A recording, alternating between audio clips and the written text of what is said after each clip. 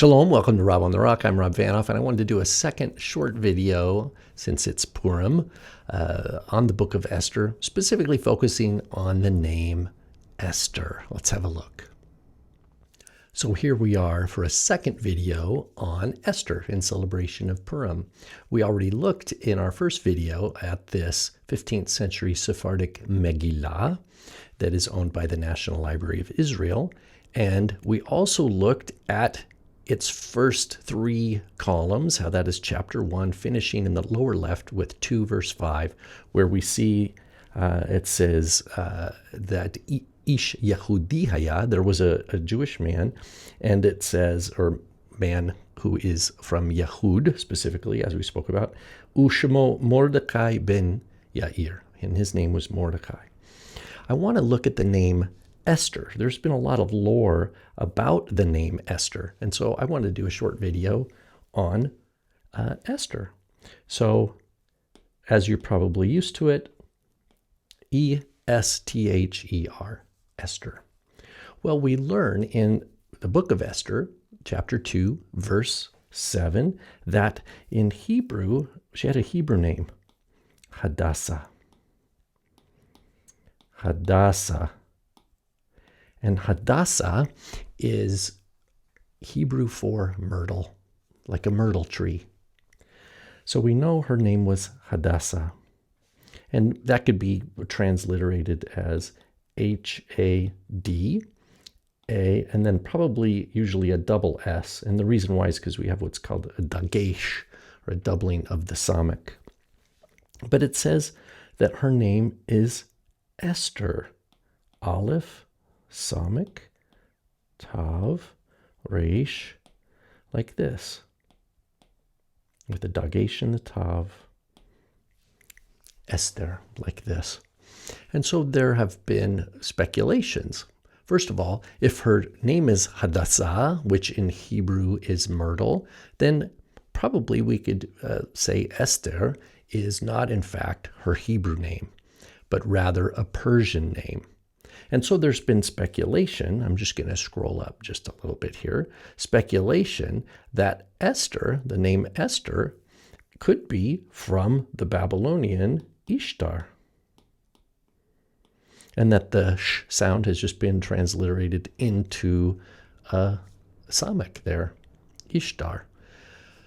And others might argue in the same line that Mordecai, the uncle of Esther, who's taking care of her because her parents are dead, is from the name Marduk. Mordecai, Marduk is also the name of a Babylonian deity. So you have some that would suggest, well, in ancient Mesopotamia, if you have an Ishtar and a Marduk as the name of deities, it's not strange for people to have names after that, such as Esther or Mordecai.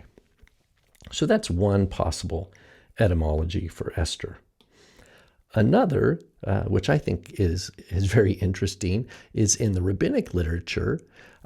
They say that the name Esther is from in the Lashon of Yavan, in the language of Greek, is Astira. Astira, which, and it says she is like the star of the morning, the kokav nehogata. She is like a kokav, a star. And this is from that, understanding this as a Greek word, where we get the word like astro, for example, aster, which should be like this. Aster, or like asteroid, for example, aster.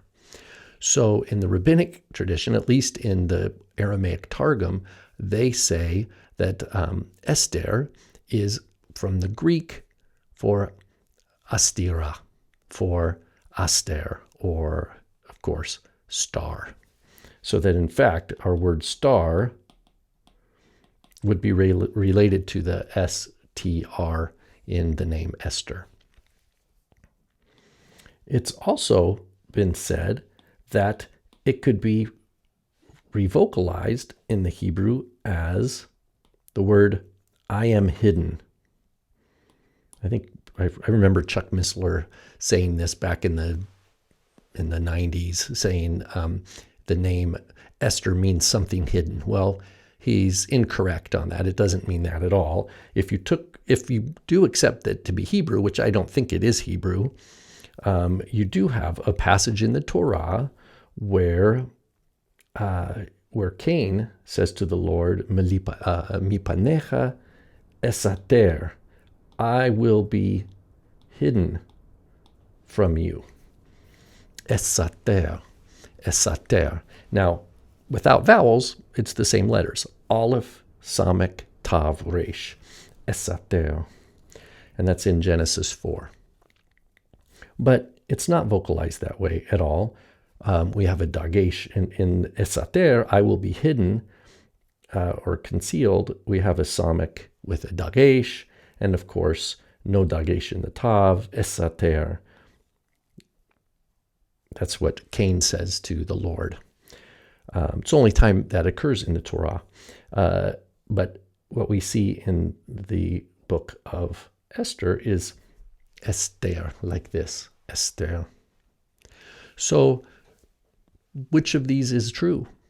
Is it a Persian transliteration, basically, of the name Ishtar? Is it a Greek word for Esther, meaning a star? Or is it this idea of esater? Is it supposed to be related to the idea of something hidden, like Chuck Missler and others suggested in the 90s?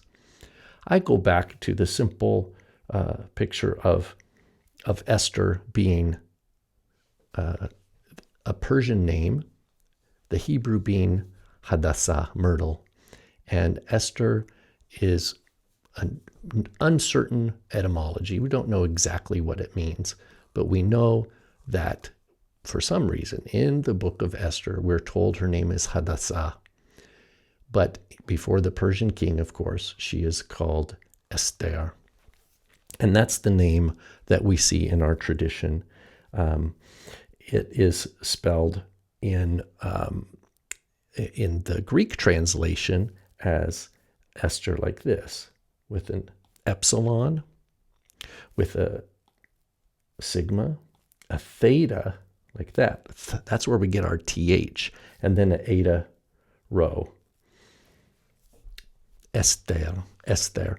So when we see our English transliterations like this, E-S-T-H-E-R, that is coming from the Greek tradition of pronunciation, Esther, like this, Esther. Whereas the Hebrew would be something more like E-S-T-E-R, Esther, like that. Anyway, just some fun facts and trivia about the name Esther, and I hope it's enjoyable for you. Shalom.